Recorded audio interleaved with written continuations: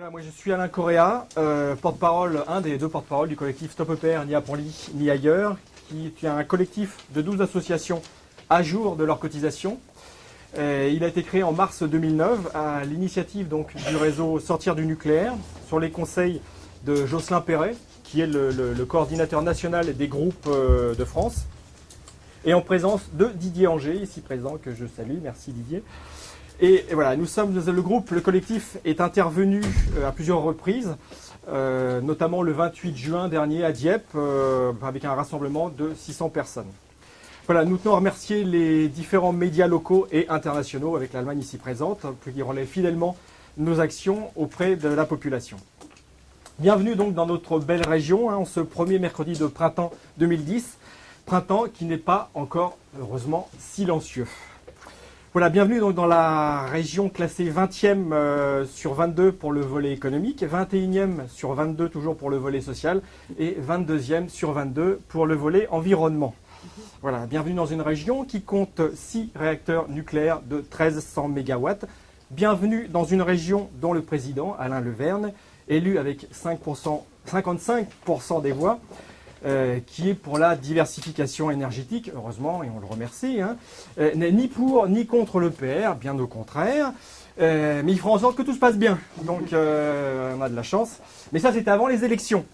Dimanche soir, Alain Leverne déclarait en direct sur France 3 depuis le Conseil régional, je le cite, « Il faut que dès ce soir, dès demain, le président de la République entende aussi mais écoute aussi la France des régions, la France qui dit non à sa politique, la France qui veut davantage de justice, davantage d'équité, moins d'annonces, plus de projets mis en œuvre. » C'était peut-être l'occasion de dire son opposition au projet EPR. On attend toujours. Bon, on a peut-être loupé. C'est dommage, mais nous espérons que notre président régional finira par se positionner clairement, peut-être vendredi qui vient, puisqu'il va être réélu très certainement. Donc vous avez pu assister ce matin à la présentation du programme de la commission particulière du débat public. Il ne vous aura pas échappé qu'avec ce projet de plus de 4 milliards d'euros, c'est un devis, qui est censé remettre en selle donc, le nucléaire français pour au moins 5 décennies, pour demander l'avis de la population, on aura dépensé un budget publicitaire rikiki. Il ne s'agit de pas gaspiller. Et pour anecdote, la réunion de lundi prochain commence tout juste à être annoncée aujourd'hui. Donc il faut se dépêcher pour être à Dieppe. Donc débat public qui est censé consulter la population au sujet de l'EPR, mais dans lequel à aucun moment ne sera posée la fameuse question: acceptez-vous l'implantation du réacteur EPR à Panly-Dieppe, oui ou non? Voilà. Car c'est bien la question qui fâche. Alors derrière le rideau de fumée des questions qui sont certes intéressantes, on constate qu'EDF, le maître d'œuvre du projet, renie ses engagements. Attendre les retours d'expérience du projet EPR de Flamanville, tant pour la construction que pour l'exploitation, pour lancer les autres projets.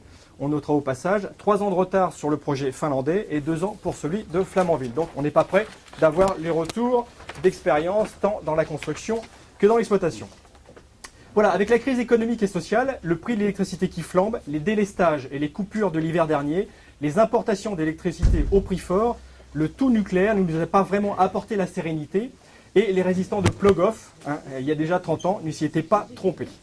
Les années 70 et leur certitude d'un avenir atomique radieux sont vraiment terminées. En 2010, voilà ce qu'on nous propose, un nouvel EPR et un choix imposé de société: la gestion post-accidentelle d'un accident nucléaire. C'est la revue officielle de l'ASN, l'autorité de sûreté nucléaire.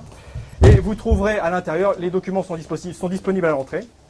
Donc vous trouverez à l'intérieur quelques extraits de ce qui nous attend par rapport à cet accident nucléaire. Par exemple, maintenir ou éloigner les populations et aussi un hypothétique retour dans la zone contaminée. Bon voyage. Voilà, tout cela déroulant de sombres périodes, c'est ce qu'on appelle un Shoah de société. Voilà. Ni de droite ni de gauche, ni pro ou anti-nucléaire, il y en aura pour tout le monde. Voilà. Voilà où nous en sommes. En 2010, le monde a changé et va changer encore plus vite, et vouloir continuer avec de vieilles recettes peut nous mener qu'à la catastrophe, tant environnementale que sociale et financière.